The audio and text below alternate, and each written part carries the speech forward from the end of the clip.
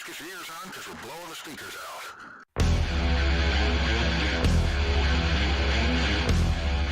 Grimdark Live. For Grimdark Live. This show is for the nerds, the outcasts, the weirdos. Dark Pants Gamers? No, not you. Ah, crap. Get ready, all you Grimdark goons, for dice, dragons, demons, and a dwarf. Only right here on Grimdark Live.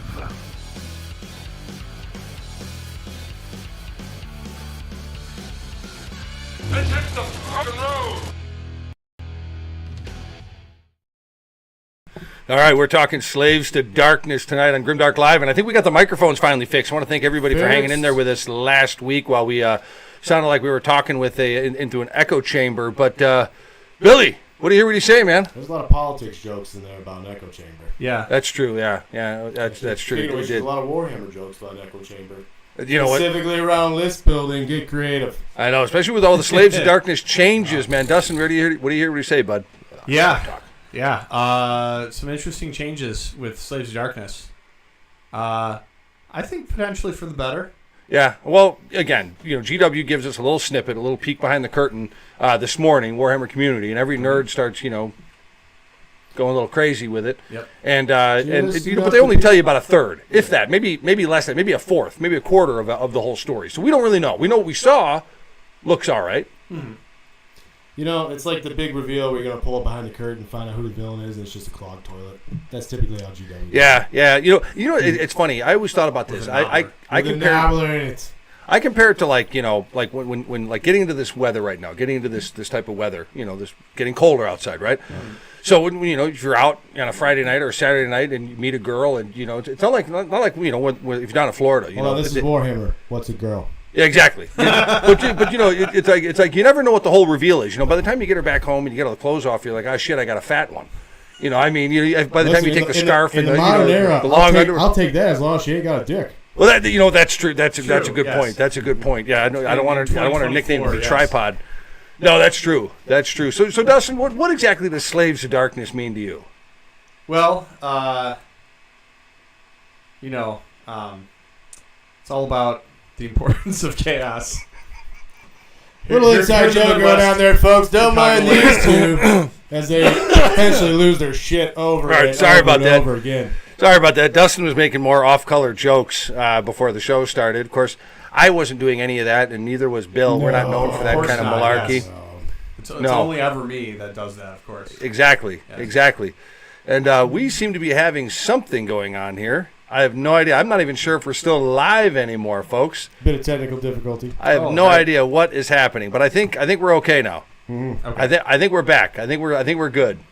So we're just gonna keep rolling with the show. We had a big glitch there. I wasn't sure what's happening. That's all right. Nobblers in the system. I think it was Nobblers in the system. Yeah. those lovable little fuckers. About, how you're trying to block AI, Wi-Fi signals. Right. It's It's not even new tech. Nothing fancy. It's not Bluetooth beacons. It's not scramblers. Just fucking nobblers. Yep. You know what? You watch your mouth. They have a right to be there. Actually, you know what? It really matters where you keep your nobblers. Where do you keep your nobblers? Wait, is that the famous shirt? Oh, that's not the shirt. I don't have the famous shirt. That's not the famous shirt. As I've been getting into this AI video creation, nobblers I realize is so close to Keebler elves. That would make a great AI video. God, they're over there. Those little nobblers cooking meth. The Keebler elves are trying to make cookies. I'm telling you, cookies. Yeah. I said cookies. nobblers are cooking meth. Yep. The nobblers. The Keebler elves are making cookies. They're making cookies, and they're tired of the nobblers mixing meth into the flour, so they go to war. That's right. That'll make a great video. Good stuff. So all right, let's get back to this. Thank you, Haroon. Haroon saying we're all good. We're not that good, Haroon, but we're gonna work harder than an ugly stripper to make sure we come so close the average person doesn't know the difference. And here later in the show, Dustin's going to explain to everyone what Slaves of Darkness really means. Yes. How are they doing? Don't mind them, folks. Sorry. All right. Don't mind them. They're just worried about somebody popping through the back door. You're not kidding. All right, so we're gonna keep rolling here on this one, but yeah, so we're gonna be talking Slaves of Darkness. We got a new little leak, a little sneak behind the curtains here of what GW is gonna let us know as far as what we can expect with the new Battletome that's coming out. And what we do know, in all seriousness, what we do know is that it's totally different than what we saw with Stormcast Eternals and Skaven, because Stormcast Eternals and Skaven were almost just a regurgitation of what we had at the beginning of 4th edition. The index cards, index, whatever the hell they're calling it. War scroll cards. Right. Sure. And this, all of a sudden, doesn't appear to be so. But, leave it to GW. They strike again. Now, what units are out? So they got rid of the War Shrine, the Soul Grinder, and the Manticore. Both Manticore. Both Manticore Lords. The Chaos Lord and the Sorcerer Lord. Yeah. Bill, what do you think about that, man? It's been a while, which is a pity. The Sorcerer on Manticore seems like it had some viability, at least 3.0. Right. So it's a pity you never saw him, but it's a lot of models to choose from. So obviously, when Archeon came around, everybody wanted that one. So I think he kind of built the majority of the list for slaves early on. Otherwise, people are just basically running Vanguard and Chosen. Right. I mean, So here's what. Unfortunately, this is what I'll say, because I converted my own War Shrine and my own Chaos Lord on Manticore, or Chaos Sorcerer Lord on Manticore. I feel like the reason they're getting rid of it is just because the models are so old. Sure. They probably the want to put them in Manticore the is old world. quite dated. It is quite dated. Yeah. So do you think they're going to come out with a new model to replace it? Or do you think they're just gone? They're gonna come out with a different monster flyer for sure. Yeah. They'll come out with some facsimile. A Sorcerer Lord on some kind of monstrous creature makes sense. I don't think they're ever going to be able to do better than Abraxia. Oh no. Absolutely. As far as models, Yeah. no. As far as new models to the models? lineup, I think Abraxia. I think when they redid Bellicor, that was close. Remember Bellicor was that little midget with big wings? I Remember that little thing? have the original. And It's kind of like the original original Nagash. metal It's one. just right. hilarious. Oh, that's right. The original Nagash is hilarious. Especially the story behind that. I'm going to make one that they surely hate. I like my other model. We love it. Fuck. You know what's funny is that's right. The old Nagash doesn't it look like something you get out of like a Fisher Price box or something like that? I'll tell you. Doesn't it? It's still crazy. They still sell for $100 on eBay. Yep. Why? You know what? I really Why? wanted one, but Nostalgia. I wasn't willing to pay $100. It doesn't make any sense to me whatsoever. Yeah. Oh well. Nostalgia. But yeah, so I mean, But I think what they Abraxia did. model is awesome. But I look at it this way. Like you just said, Bill. I don't think I've ever seen the Chaos Lord of Manticore or the Chaos Sorcerer Lord of Manticore. I don't think I've ever seen them in Age of Sigmar on the table. Not the real There ones. was utility for the Sorcerer Lord on Manticore because obviously with being able to fly, because a lot of their spells even then were 12 inches. They're Right. short range. Yeah. High damage, so the Manticore kept the wizard alive, and then he could cast magic. Well, in combat too. I saw the actual model, probably like 3 times, and just from one guy in their club who acquired the model just because he wanted it. Right. And that was the only time I've seen it, aside from me using my converted one. Okay. So. Yeah, I mean, like I said, I've never seen him. And as far as the Chaos War Shrine, you know what? Goodbye. So what? I really, because here's the thing, when I played Chaos for a very brief period, I tried the Chaos War Shrine. And you want to know something? It was worthless then. It was worthless in 3rd edition. And I'm kind of glad it's gone. I mean, it was a slow-moving target. What was it, 12 wounds, and you had to be wholly within 12 inches to get the lousy fucking words. I didn't like the model. That was my thing. I remember. I think it was. I don't remember if it was 8th edition Fantasy Battles, but there at one point it was a monstrous creature instead of a right. Yeah, I remember that. Instead of a chariot. And I put it on I have the bottom half of a defiler, and I put that on there for my Khorne Warrior Chaos Army. That was fun. And then it was kind of the only priest that Slaves of Darkness have had was the War Shrine. Right. And so now that's completely gone, I guess. So well, I don't know. Yeah, I mean but again, I think that was the one. If you were going to get rid of anything, that might have been the one that could go. Yeah. Yeah. I mean, that's my thought. It's a fair opinion. I mean, here's the thing, and don't get me wrong. All 3 of us here are sitting here, and folks, I know you're going to be like, I don't keep bringing that shit up, but I'm going to bring that shit up. Is they got rid of the Beastie Boys, so I'm still feeling a little bit burned by that one. Yeah. But I'm an ogre player. I got to be honest with you. I'm looking at all these miniatures getting the poleaxed. The old Chandolar out of the fucking line, and I'm going, shit. Is going to be army number 2 for me that's going to get freaking chucked to the curb? I mean, I think pretty soon you'll have the choice of Stormcast or Stormcast. Yeah, exactly. I think what's so upsetting is previously we're like, oh, GW wouldn't do this, and then okay, there goes half the Stormcast range. There goes the entire army, Beast of Chaos. Oh, they got rid of these models to put in the old world. Right. So now literally, you cannot assume anything. So yeah, you could have an army on the chopping block, which that's not a good feeling, especially if it's one that you've been playing for years. Right. So exactly. I don't know. All we can do is wait and see. Well, it's pardon me. I don't know. You know what? The funny thing is, I hold on to that really weird fringical hope that. They're never going to get rid of the ogres because there's only 4 armies in the whole destruction. Right, there's not that much in the line. So if you get rid of ogres, there's literally not left. Leave it up to you. Watch what happens. GW will separate Cruel Boys from Iron Jaws, and they'll get rid of the Bone Splitters and the Ogre Maw tribes. Didn't they already get rid of Bone Splitters? Did they get rid of Bone Splitters? Yeah, Are they gone already? The Feral Orcs or whatever? Yeah, they're gone. Yeah, oh, that's right. Okay. Yeah, Savage Orcs, they're gone. Savage Orcs. Yeah, Savage.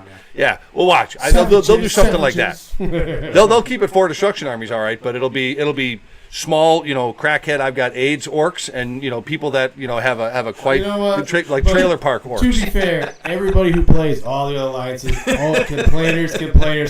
You ever see like a salty destruction player? The answer is no. Actually, no. Actually, no. They're like, really it's gonna go great or it's gonna be bad, and they're having fun no matter what. Yeah, I mean we're the faction right now. Yeah, we're the faction right now that's okay with 4+ to hit. Wounding on 2s. When 60% of the game can give you -1 to hit. 5s, no problem. I'm going for it. But if you think about it, that really makes sense for destruction. I'm gonna swing as hard as I can. If I hit him, cool. If I don't, fuck it. I mean, again, not to always talk about Daughters of Cain, but Daughters of Cain are elves across the board. Elves wound on 4s now. It's the same thing with a lot of destruction or orc every destruction. Yeah, hit on 4s, wound on 2s. Humans 4s and 4s. Like, I still like, even though it's a little bit of a nerf for some armies. I'm glad they did that because it brought back some Warhammer Fantasy stuff where you have one race and they're similar. They have similar attributes. I find that slightly bigoted. A wood elf is significantly different than a high elf, which is different than a dark elf. Wait, high elves smoke a lot of pot. Wood elves are made out of wood, and a dark elf is a. Sorry. Don't say it. There's a difference between. How you doing? How you doing? There's a difference between Idneth Deepkin and Ruminelf Lelmors. That's all I'm saying. Clearly. Is there? Clearly. One likes water and one doesn't. Yeah, good point. Fair. Yes. Good point. But yeah, as a matter of fact, speaking of this on the chats, Haroon chimed in. Dustin's daughters got popped last weekend from the back door. No, it was actually from the front. It was very obvious. I hope you're talking about a game. Yep. Okay, good. All right. So yeah, that's what we're going to be talking Joke's about. on you, he's not. You can find all that out at SigmarSingles.com. Beat me to my punchline. You can just get over to Joseph's corner. All right, we're going to be right we'll back. See you at the weird flame in the corner with the silver tower. Adios, folks. See you later. All right, we'll be right back. Welcome to Sigmar Singles, the only site where romance, war games, and some seriously naughty cosplay collide. Looking for love in all the wrong realms? Noblar Matchmaker Services has you covered. Our little green Cupid will match you with the love of your life, or at least your next critical hit. Got armies of miniatures? Collectible cards stacking up? Sigmar Singles isn't just for romance. Buy, sell, and trade your wargaming treasures with other battle-hardened enthusiasts. Armies, decks, even rare pieces, name it, it's yours. And if you've got a thing for cosplay, brace yourself.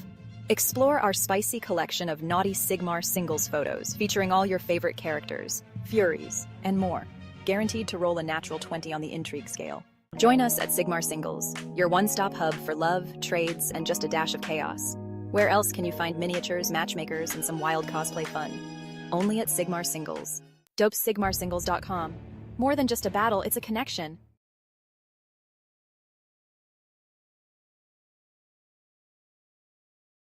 All right, let's get into this, man. So we're going to be talking Slaves of Darkness, state of the game as far as what we can expect for the rest of the 4th edition. But I'm going to kind of rehash what I said beforehand before we really kind of get into what we think we know and what we know about Slaves of Darkness that's been presented to us by Warhammer community, and then, of course, every other nerd flogging Molly on the topic ever since we... what we want to know, what we'd like to know, what we hope is true. Wait a minute. Who wants to know? Yeah. Yeah. So, all right. So here's one thing I'm going to say right now. We kind of talked about this a little offline on the show, and tell me if I'm pole vaulting over a mouse turd on this topic or not. But I think real quick, 40K went through a very similar thing that we're going through right now. Yeah. And if I recall right, I think it was the Demons of Chaos book, which, by the way, might be getting the old Sean Doller, in 40K. That's the rumor I've been hearing. He's going to get the old Cornax. But it was the Demons of Chaos, or whatever they're called, Chaos Demons, or whatever they're called, my mother-in-law's family, whatever they're called, that ex-mother-in-law is, she'd be more like, no, I'm going to get into it. How'd that seance go? Did you guys send her back to hell, or did she pop back out to it? Yeah, we couldn't get the bitch to fit through the hole. She's fucking huge. So... Oi, it's the wire. Oi, it's off the power here. Get the pound. We're going to be talking demons later with Bellicor. Right back from Derby, Jack. Her demon name is Belly Sore. But 40K went through something different, where it took them all over a year for all the armies to get a book. And there were people that were playing 8th edition books in 10th edition. That's crazy. And it kind of fucked up the community a little bit, I think. I think it was one of the things. Mad, but sometimes it works out in your favor. Like, for instance, when people in 3rd edition, you had some books that were 2 years old. And you had re-rolls with ones with double weapons. That was great for some of them. You had a bunch of weird stuff that it sucked in between, but then when they got a little bit farther past and they changed the other armies, like, actually, you know what? This is a distinct advantage now. Yeah, that's a good point. You still had some of the old holdover stuff, but reality's what you make it. But I think, and not to say that I want to compare the AOS community to 40K community, because they're pretty different as far as mentalities. I mean, but I think what I'm nervous of is that we're going to see a big holdover in book deliveries. I mean, okay, we've gotten 3 books. I hope not. Has it really been 3 books in 3 months? So what? It came out in July, and then Slaves of Darkness goes up for pre-order Saturday. Skaven and Stormcast. What was that? Was that last month or 2 months ago? That was. I that think about September 6 weeks ago. I think it was September. Okay.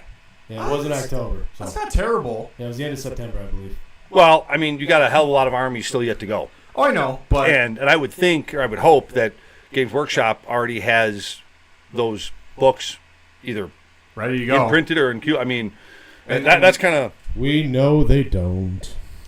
Yeah, well, because I guess why I'm bringing this up, and here's what's such a stark reality check for me, and where the hobby is that if you look at Stormcast Eternals coming from the index to their book, or Skaven coming from the index to their book, not a lot of difference. Maybe a reprint for the most part. Yeah, basically a reprint. Yeah. Really minor changes. Yeah, but I mean, you want to talk about something totally different. Totally different. Being that overhaul. Right. I mean, looking at the Warhammer community articles, I was looking at it. I'm like, okay, wow, you can't assume anything's going to be the same with how radically they change. Would be a real shitty plot twist right here. Slaves of Darkness are going away, folks, with the demons. They're all going to be in the old world now. Play the other armies. Oh shit! Yeah, you want to see. Considering their Battletome was up for pre-order Saturday, I don't see that. It wouldn't be the first time. What was that? 40K squats. We're like, here's your Battletome. By the way, none of it's relevant. We're going to change everything now. Yeah. I forgot about that. Before it even comes out. I forgot about that. Oh, the pre-nerf. The pre-nerf. Oh, I forgot about that. There were a lot of people I forgot about that, huh? Yeah, it does happen. Wow. Yeah, well, it does happen, and that's the thing you got to be aware of. I mean, I never discount GW anymore. I know exactly what and here's the thing. I think if you've been playing this hobby, it's kind of like a bad relationship. They just knock us around and we come crying back all the time. Exactly. We, they're ignoring the restraining order. They're just walking right through, belting the shit out of us. Yeah, exactly. Kind of reminds me of what you were talking about offline about the Slaves of Darkness. Yeah. Mm-hmm. So, but this is why I think I hope this doesn't happen, because they've gotten 1 order and essentially 2 chaos. Bill's all right, folks. Bill's all right. Too much caffeine. Chaos. That chaos. And it's funny because we've gotten 2 chaos and 1 order. Now, the one thing I do like that I've seen is not a lot of changes in the War Scroll. I still like to see that, whether it's Stormcast, Skaven, Slaves of Darkness, I also like to see that it's still weapons agnostic. Yeah, that's they didn't fuck with that too much. At least as we know right now, what we've seen. Now. Yeah. Mm-hmm. But I think overall, I mean, you guys kind of like... What I would have really liked to see, especially for Dustin, if there was a unit where you could at least do re-rolls, because then he'd at least get 6 Right. One army where they at least give re-rolls out so Dustin could be on top of it. Yeah, how come my proficiency of Daughters of Cain has gone down as the editions have gone on? Oh, probably because he got rid of all my rerolls. I'll tell you, that's got to be what it is. For Christmas, we're just going to buy you the sugar dice. Every time you throw those snake eyes.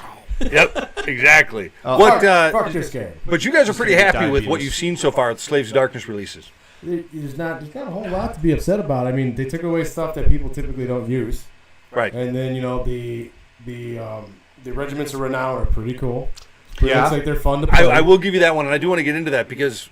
Armies of Renown, Legion of the First Prince. Yeah. That's what I'm excited about. Yeah. Because the best version of that was from the Be'lakor book that came out during Broken Realms. And then the last Battletome was kind of okay. Yeah. And then it went away when the index cards came out. The one Renown where it's all the Dark Oath, that looks like fun. Yeah. It's basically the Marauder's Light. Right. Because it's fast, it hits hard, there's a bunch of weird sacrifice points and stuff. That's right up my alley. I like when you can do all that other weird stuff. Sure. Yeah. Yeah. Yeah. And it's funny Speaking of weird stuff, SigmarSingles.com. SigmarSingles. Joseph's Corner, right? Corner, yes. And that guy, he's going to make it weird. He's going to make it weird. You can find him at the Weird Flame. The Weird Flame. He's got a penthouse in the Silver Tower. Weird Flame Corner. That's it. But I like what I've seen so far. I mean, there's some things we're going to touch on. Okay. So the Chaos War Shrine is gone. Big deal. But I do like. I mean, when you talk about Regiments of Renown, I like what I've seen, especially with Be'lakor, and we're going to talk about that a little bit. Yeah. There's what we know. A lot of Legion of the First Prince again. Yeah. Yes. A lot. Yeah. That was really popular when it was I like how they tempered it though. You can't use. You can't take any demon unit. Right. Yeah. They've specified which demon units to use. And honestly, I'm okay with the choices there because they're units. Some units that you don't see very often. Right. Hellflayers or Beast and Nurgle or whatever. But it's interesting because you kind of have a regular unit and then a beast unit for each Chaos God, which is kind of interesting. Right.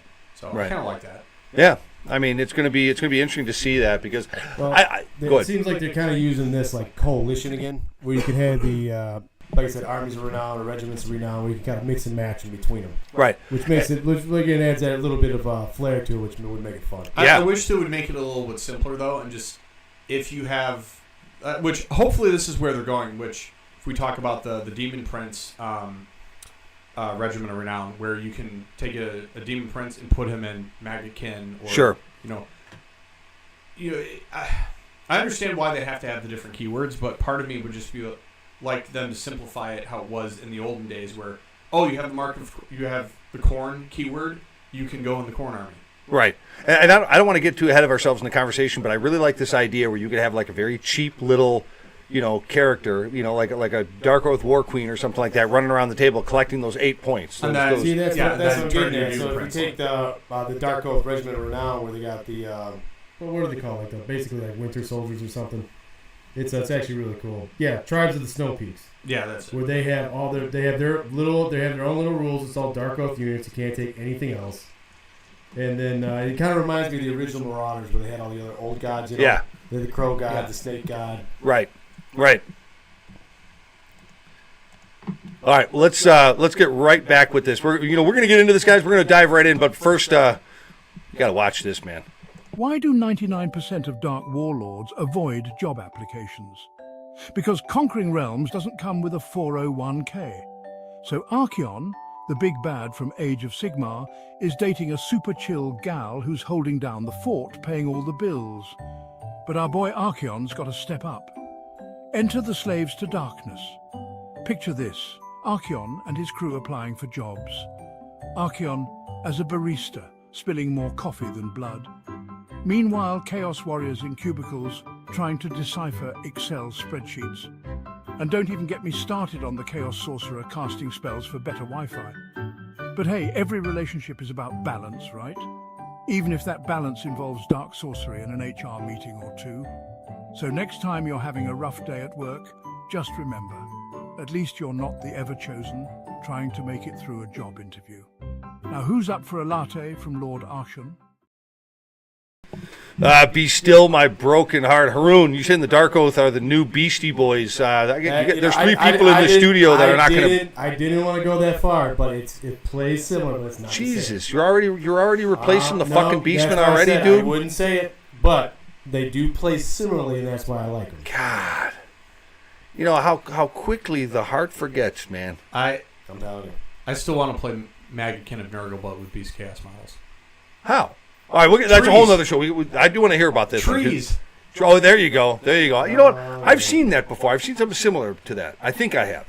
Maybe I'm just making that up. It was, I thought I saw Holy Havoc, I think. Yeah, that's right. That's right. Like I have seen that. Undead Sylvaneth or something. Yes, that's what it was. I know I saw something like that. That was really cool. Exactly. That was exactly. Amazing. Yeah. Yeah, all right, so let's get into this, man. So let's talk about some of the stuff that we know as far as what we've seen as far as the Slaves of Darkness. So, I mean, Eye of the Gods, let's start there. I think that's the biggest thing that I think that really is, well, of course, that's still this main primary battle trait. It's still Eye of the Gods. But let's talk about what we know as far as what's changed with the Eye of the Gods. Because I know, like you were saying before the commercial, Dustin, that we have to now choose a single non-unique hero as the focus for the Burning Gaze of the Gods.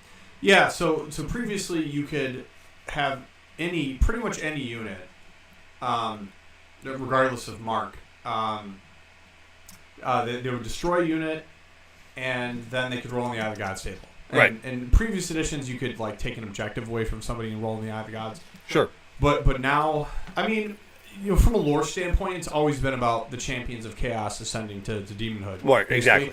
So from a lore perspective, sure, I understand making it part of only a hero thing, but going from being able to roll on the Eye of the Gods for basically any unit when you destroy an enemy unit was really nice. Right. And now that's gone. Yeah. So that.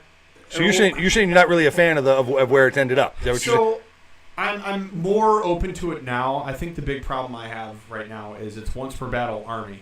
Right. And if it was once per battle, per model that manages to accrue, 8, what is it? Dark Apotheosis points, yeah, whatever it is.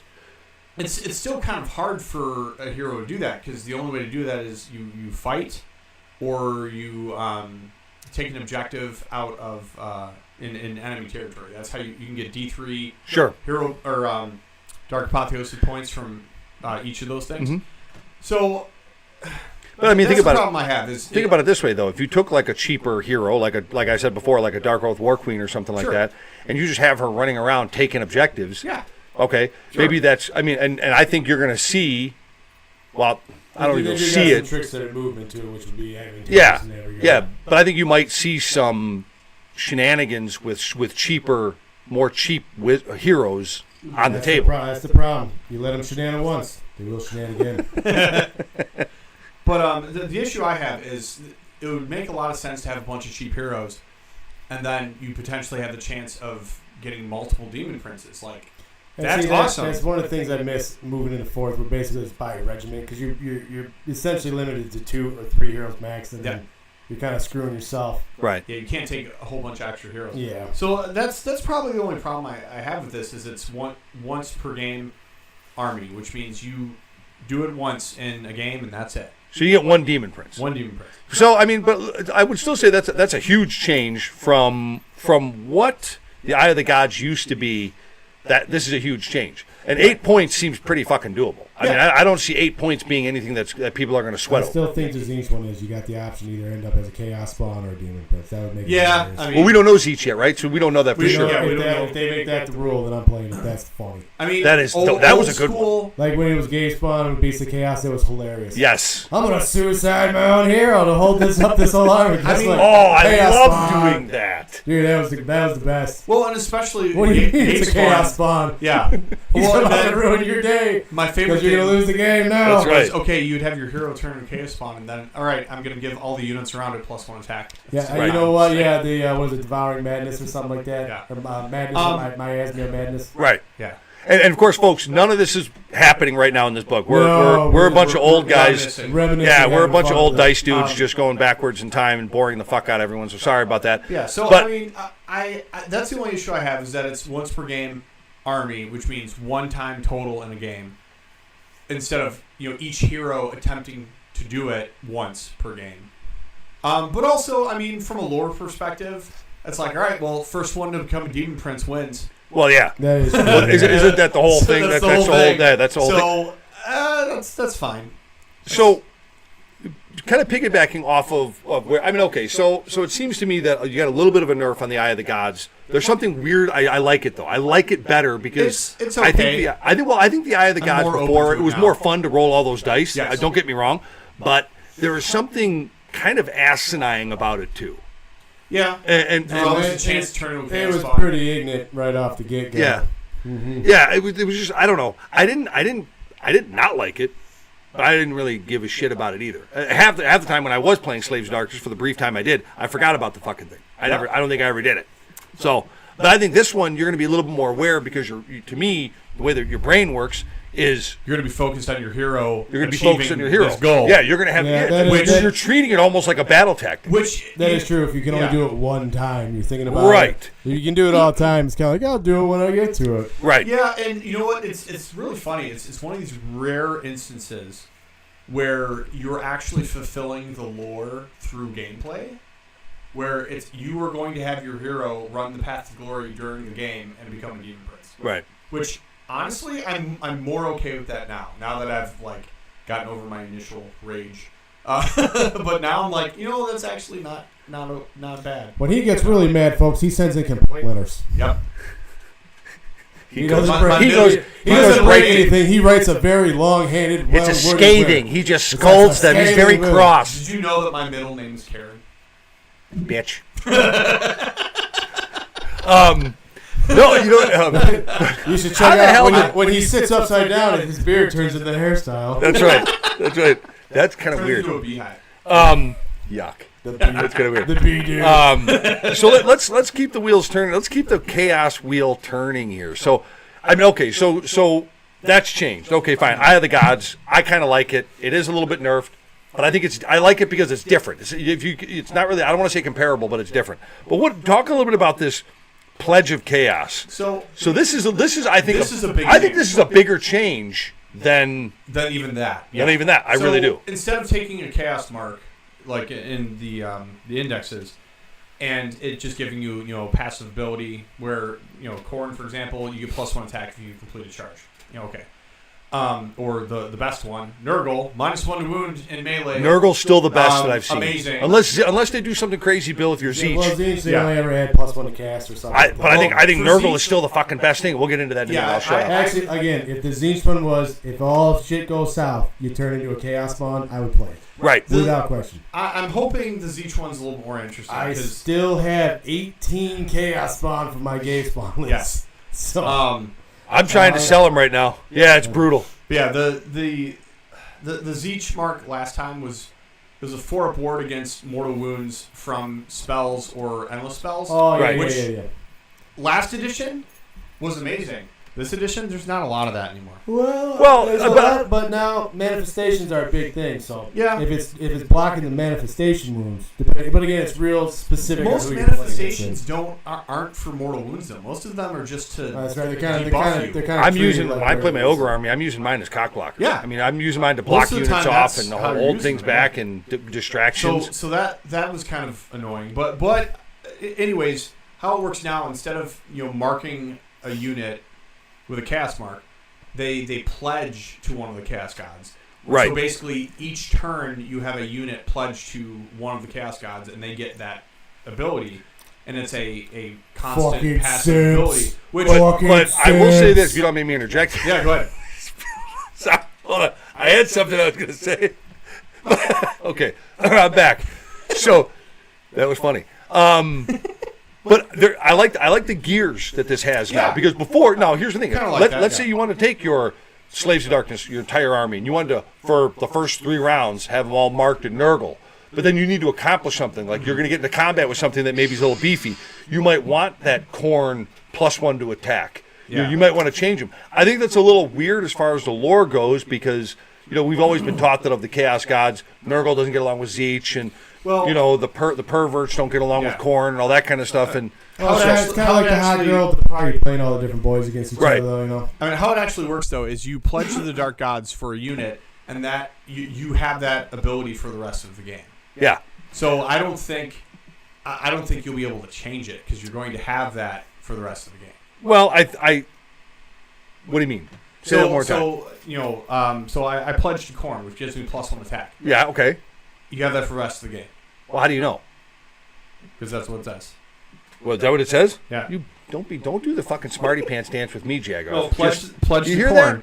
Boy, I'm sorry. Add 1 to the attack characteristic of melee weapons used by friendly pledge to Khorne units, and then under the pledge to chaos, the target has that keyword for the rest of the battle. Okay, gotcha. Okay, all right. Yeah. So then I stand corrected, and I'll still then go back to what I. What I'm getting at then is you can use it in the beginning of the battle. You can pick what you need on the fly. Here's the downside: is you pick a friendly unit once per turn army. Okay, I'm going to go all Nurgle then. Yeah. There's no reason, especially, and we're going to get into the banners here in a second. But coupled with that banner and what we know of Nurgle right now. Because what's the banner do again? I know they did a bunch of banner. Wait, are we jumping the gun by getting into this right now? No. I mean, words of my sweet old grandmother. Fuck it, go ahead and do it. But so the banners are awesome, and it'll be interesting. Basically, the banner you could give somebody, I would say potentially that isn't pledged to something, and then pledge them later. Well, your whole army by its own nature, from out of the box, no pun intended, is undivided. So, Slave and Dark, the Undivided's gone. Yeah, Undivided's gone. It's here, but it's gone. Keyword is gone. Right. Your army is effectively undivided automatically, and then you pledge to one of the 4 Chaos Gods. Right. Which I still think, from what I'm seeing here, is that okay? So let's take the eroding icon. This is what you were asking about. And this is why, again, I think Nurgle takes the cake. Oh my gosh, this is so good. When you place it on a Slaves to Darkness unit, it says this unit has the Pledge to Nurgle keyword. Okay. So in addition, while this unit includes any standard bearers, attacks that target this unit cannot score critical hits. That's right, I do remember that. And you treat them as regular hits instead. That's a Nurgle take on it. You know what? I didn't even know. No mortals. It's all just regular wounds. You got a regular save, and then if you got a ward on any of your guys, it's even nastier. Exactly. So I just realized that you give a unit the certain banner, and they automatically are pledged to that Chaos God. So you just give them all banners. So technically, right, you give a unit the eroding icon first turn. Right. You have another unit, pledged to another Dark God. Right. So so at the very least you're starting to. Well, you know what? There might be some fun mix and match there then, because you can. I hope so. Well, like I said, there's some guys you could give, for instance, with Nurgle, where nothing goes through basically, and the other ones you give the Khorne, so you get the extra attacks.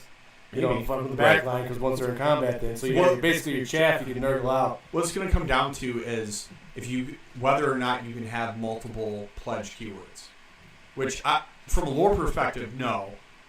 It'll be interesting to see if you can gain multiple pledge. Well, keywords. I would see that. Well, I don't know. I don't know. The Rainbow Coalition just lost. I don't think it's going to work in Warhammer. I would assume that once the votes have been spoken. I would assume once you gain the pledged to whatever keyword, then you can't gain another one. That would make sense. It would make sense if they said, like, are you trying to tell me Nurgle can't have a pledge can't with have Zeech, or so on and so forth. Yeah, that would make sense. Because that goes all the way back to Fantasy Battles. Correct. Now, there's one in here like Slanesh. I got to be honest with you. I've never really been a big fan of, like, charge and do this or get this charge. Okay, so Slanesh, they get that extra dice. They get the Kragnos treatment. They get to roll 3d6 when they charge for the charge. But then they get +1 to their attacks if they charged with the banner. The banner gives them +1 attack. But they have to charge to get that extra attack. Though. Let's see. I mean, how often are you? Turn, yeah. So how often are you really charging? Let's really think about it, though. You're more likely to make your charges when you can roll 3 dice, though. Exactly. Okay, so you do that, and then all of a sudden, like, that's it. Yeah. To use a Slanesh term, you kind of blew your wad. Now you're there. That as a Bars of Cain player, though, if you make the one charge you need to murder a crucial unit off the board, worth it. Fair enough. I still think Nurgle is. Wait a minute. I just realized something. Do we know? Okay, they've identified Khorne without And what is Nurgle again? So Nurgle is the eroding banner, but do we know what we don't know what they're marked as. They're marked as shit.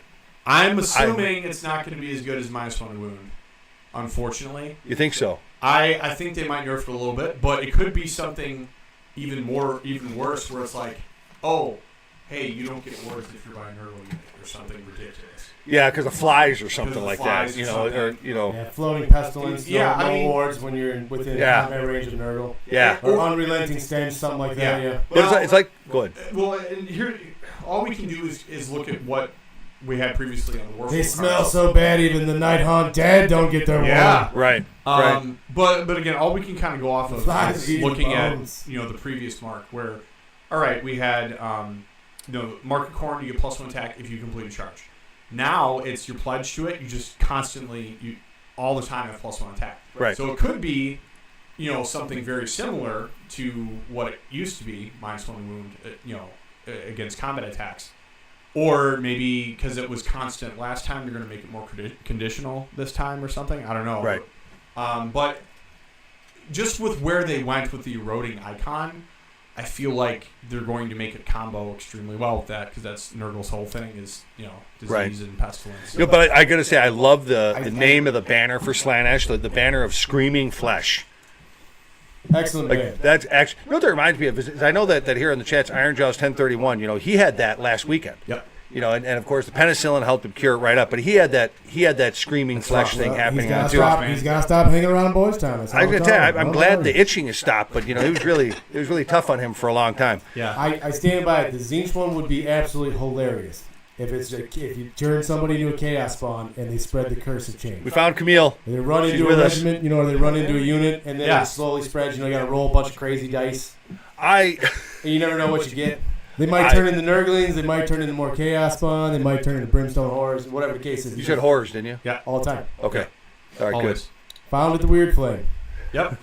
Yeah, where is it again? The Weird Flame Sigmar Corner Singles. on SigmarSingles.com. Second door on the left in the Silver Tower. We'll see you guys there. Yep. Joseph's section.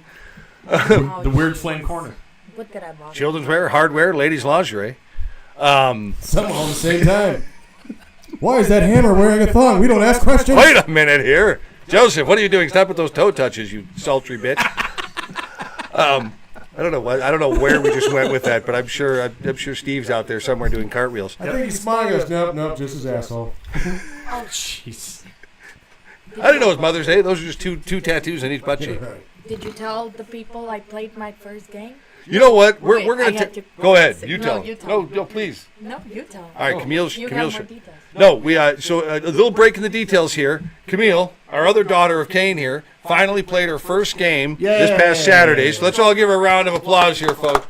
We did what teams? Not games. What is it called? 2v2. Yeah. We played a teams game, and she did pretty freaking good. And So my Marathi's almost done. Next Yay. weekend is my daughters are coming out to play. that's it. That's it. So I'm very excited. Just wanted to share. Very cool. So there it is. That was almost like another Or commercial. in the red light district, one of the two. That was like another commercial. So I really think that the way that Slaves of Darkness is shaping up all in, I kind of like it.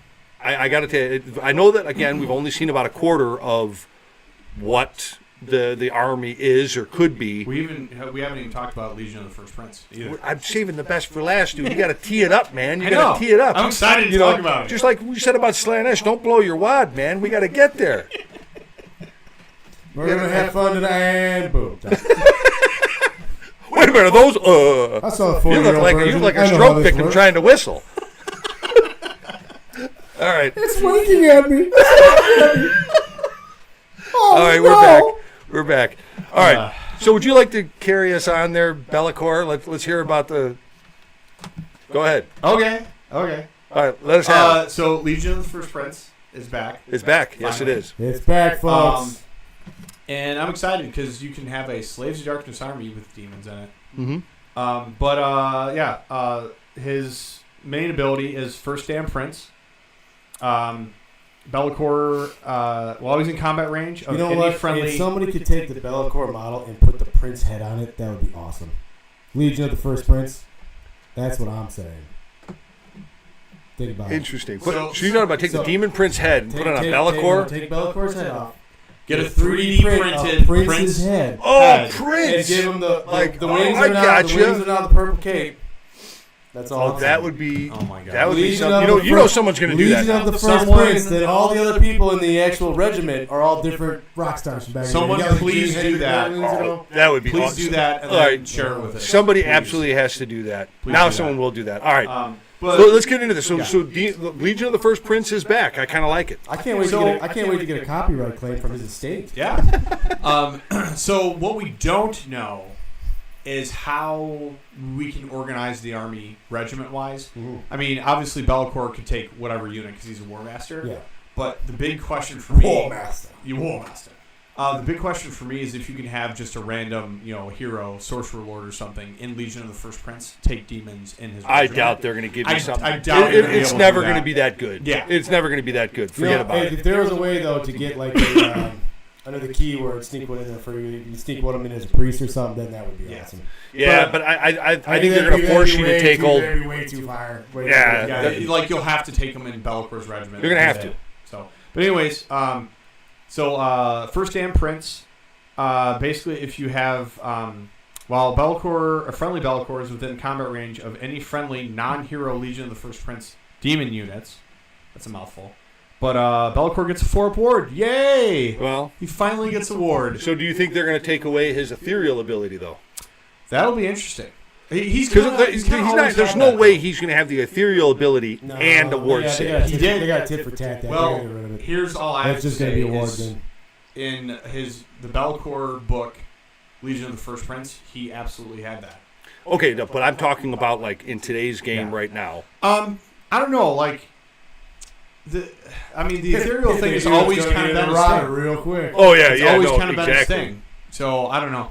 Hey guys, I I'm sorry we had to. I don't know. I'm going to call that one right now. There's no way that he's going to be able to, ignore all modifiers, and then get a 4+ ward save, unless he's like 1,050 points. I will say though, Prince Be'lakor probably could, But he's got to be in all purple. but he's got to be in all purple. But you can't call him Be'lakor; it's just a symbol. Now the caveat to his ward though is he has to be within combat range of a unit, and then any damage you ward then goes on to the unit. Okay, so you got to be within 3 inches of a unit. It's one of those Okay. pass-off So he's wards. passing it off. It's not like a true ward, Okay. but he's passing it to the unit. Which, that's not the end of the world because you're going to want to be by a demon unit anyway Yeah. for his next ability. Yeah. Well, So in case you there are have, some demon units that heal though, right?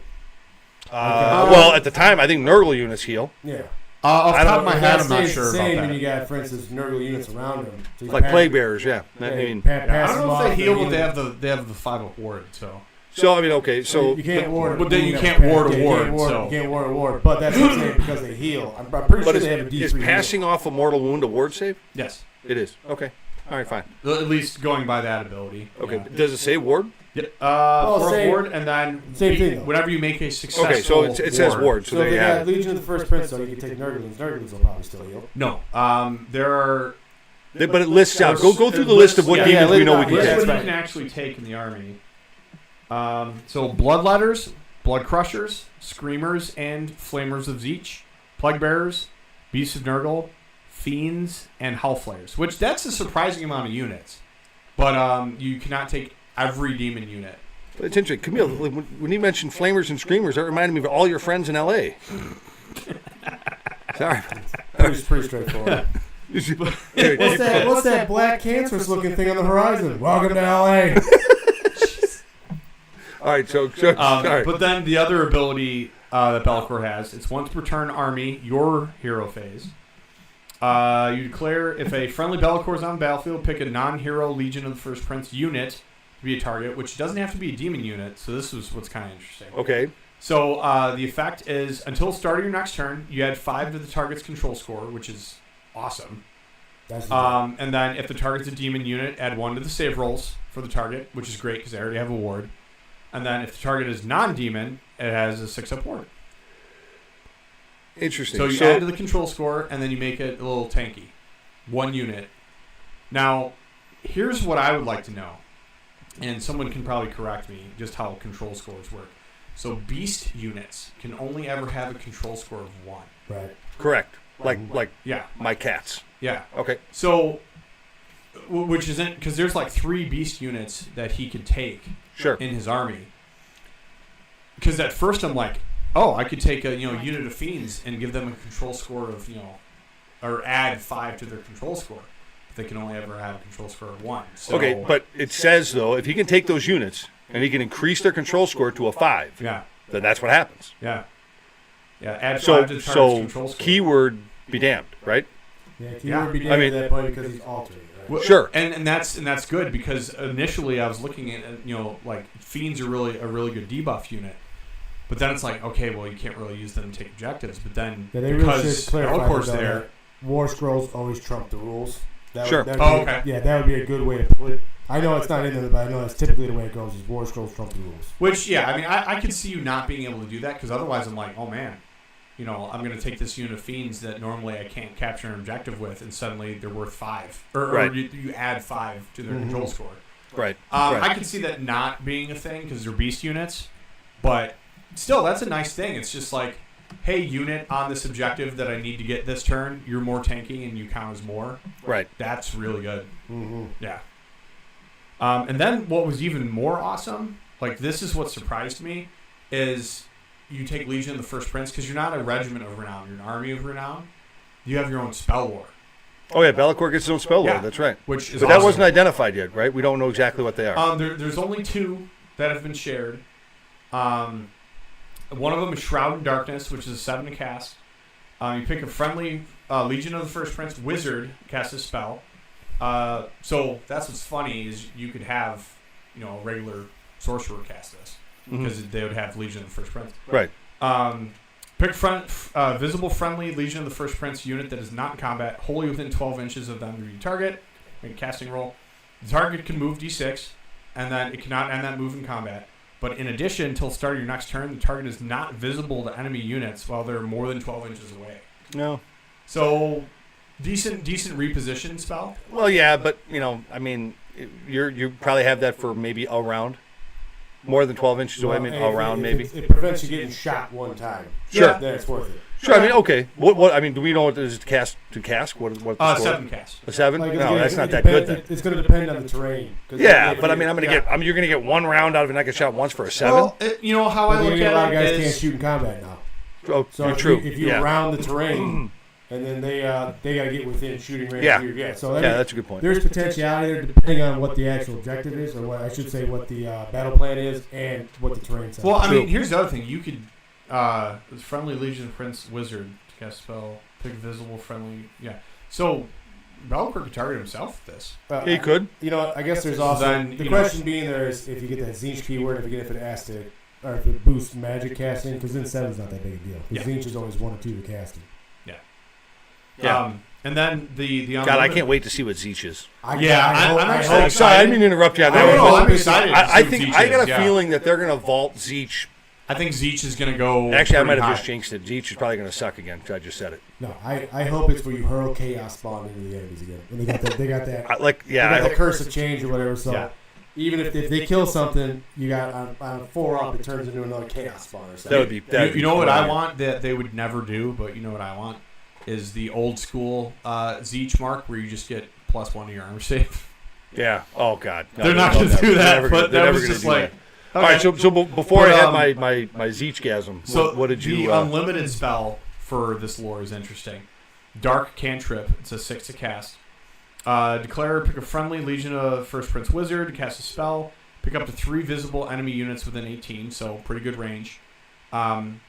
And make casting roll, and then you inflict 1 mortal damage on each target. So, sure, it's not a lot of damage, but it's the unlimited spell.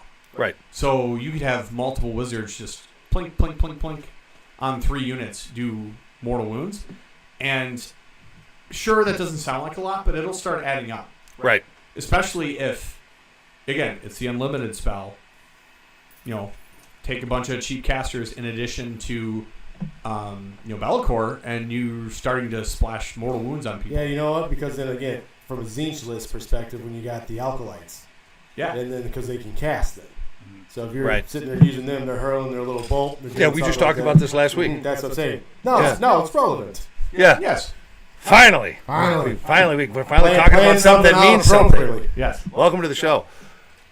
So what else we got, man? I mean, it's. I mean, that's all we know for now. Okay.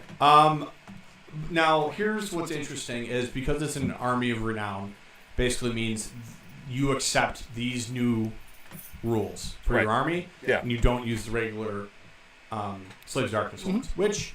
That's typical. Honestly, that's typical, every army of renown. That's what they have. And honestly, like I'm okay with it because if I'm not a huge fan of the regular Slaves of Darkness ones, which I'm a little bit more receptive than I was initially, but man, Legion of the First Prince, I'm excited. Yeah, it's back. Like, yeah. Oh, I think one of the guys. I think overall, from what we've seen, I think Slave Darkness got better. Yep. Actually, I think they did get better. I really do. I like the changes to the Eye of the Gods table. I like it. Because like I said, I think the other one was kind of monotonous, and half the time I forgot it. I'm sure everyone else can probably say something close to that. But I think now, because it's more focused on that one hero, almost like we were talking about, almost like a battle tactic. Yeah. I think people aren't forgetting that stuff. But we're going to be right back, man. We're going to wrap this up. Tired of wasting your evenings on entertainment? That's about as exciting as watching paint dry. Introducing the most unfunny comedy duo of all time, Slaphead and Booger Boy. Are dad jokes too witty for you? Cringe comedy just a little too sophisticated? Then Slaphead and Booger Boy are here to serve up pure 100% laugh-free entertainment. Booger Boy's comedy is so sharp, it's blunt. Expect top-notch humor like booger flicking, accidental farts, and jokes so stale, even zombies would turn away. And Slaphead, with the charisma of a used dish sponge and the comedic timing of a broken watch, he's here to remind you what true awkwardness feels like. If you're looking for laughs, you might want to keep looking. Slaphead and Booger Boy comedy that makes the mute button your best friend. I watched their show once. I lost 5 IQ points in under 30 seconds and had to double-check I was watching a comedy. Now I'm scared of remote controls. Slaphead and Booger Boy, comedy's so bad you might actually find it tragic. Tune in if you dare, but remember, you've been warned. All right, this is it, man. We're wrapping up what we know currently about Slaves to Darkness. And, always wrap it up before you walk into the weird flame. On SigmarSingles.com. That's it. Wrap your willy before you get silly. That's a whole nother commercial. That's a whole nother commercial. There ain't no love without that glove from Slash. That fucker would probably be a pincer crab shit, you know? Exactly. Oh, yeah. It would be. Hey, you like this? No. No. Not a masochist. No. No, thank you. No, thank you. Dominatrix walked out with that. Yeah. Talk about having crabs. Anyway, stay on topic. My bad. Oh, yeah. Stay on topic. We are on topic. Talking about SigmarSingles.com. SigmarSingles.com. The weird flame corner. That's right. In the Silver Tower. Can't with crabs. No. But yeah, you know what? I'm excited to see what the book is. Pre-order this Saturday. Pre-order this Saturday. So you know me, man. I get every book, so I'm going to be getting this one for sure. You know, it's funny. The leak on Warhammer Community on Monday, I'm like, oh, I'm not going to get this book. And then after today, I'm like, I'm going to get this book. Yeah. Oh yeah. Yeah, absolutely, man. You know, I'm gonna get them because you know what? I like reading the lore. I like reading kind of what you know. They have always had good lore writers. You know, just good writers in general. Right. Yeah, definitely. It's been interesting to see the lore for Age of Sigmar, develop over its lifespan. But yeah, like the lore has always been very good. That's half the time why I get the Battletomes instead of just the War Scroll cards or whatever. Right. Is there's this experience of new Battletome. All right, I'll look at the rules later. Start reading the lore. Right. See, that's something I typically like to read through the Battletomes as well. Now, the only thing I didn't notice, did the books for Age of Sigmar ever take off, like the 40K novels? Or they just kind of, did they even bother? Yes and no. Yes and no. I know that the old one, not the Silver Tower ones, but the Realm Gate Wars. That one was pretty popular. But no, not. I mean, are you talking about like the old Black Library, like War of the Beards and all that kind of stuff? Just cool. No, it never took off like that. Like a good example is Magic the Gathering used to have killer books. Oh yeah, that went with the actual game and went with the flavor text on the cards. But they got rid of flavor text too, which sucked. Right. But so I was just wondering because I've never actually seen any advertisements for the. Actually, yeah. If you guys do me a favor, leave some in the comments. If you guys know of any Age of Sigmar books that were really good that you'd recommend to read. Sorry, Dustin. I don't think a lot of them are nudes. So you have to just deal with whatever they. But we'll see what they have. I mean, they don't have illustrations. No. I think the Slanesh one has a pop-up book. Oh, okay. I can see that. Got one of those things. And it appears I have cancer. Stop reading WebMD. We're talking about Age of Sigmar. That's it. But all right, guys. Well, that's it. That's all we got for tonight. You guys, thank you for joining us, and don't forget to get out there and get that Slaves to Darkness book. And if you guys have any questions on what Slaves to Darkness really means, get a hold of Dustin. He'll be more than happy to tell you. See you at SigmarSingles.com. Take care, folks. Good night, everyone. Grimdark Live would like to thank you for slumming it through another show with us for all things dice, dragons, demons, and a dwarf in the Warhammer worlds. We'll be back again real soon, so until then, roll them dice fun and fair, and don't be a frickin' short pants. You can get your Grimdark Live fix on our live show or catch us on our Grimdark Live podcast.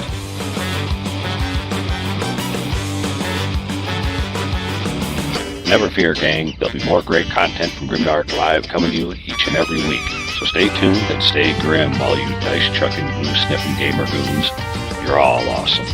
Looks like I picked the wrong week to stop sniffing glue.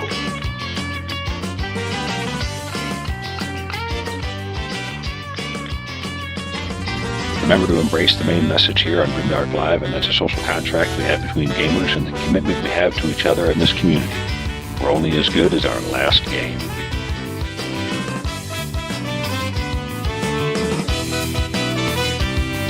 Check us out at grimdarklive.com, and don't forget to subscribe, follow, and recommend Grimdark Live to your friends. So long, Grimdark Goons. Until next time, may the dice gods bless you and your sweaty palms. Bye.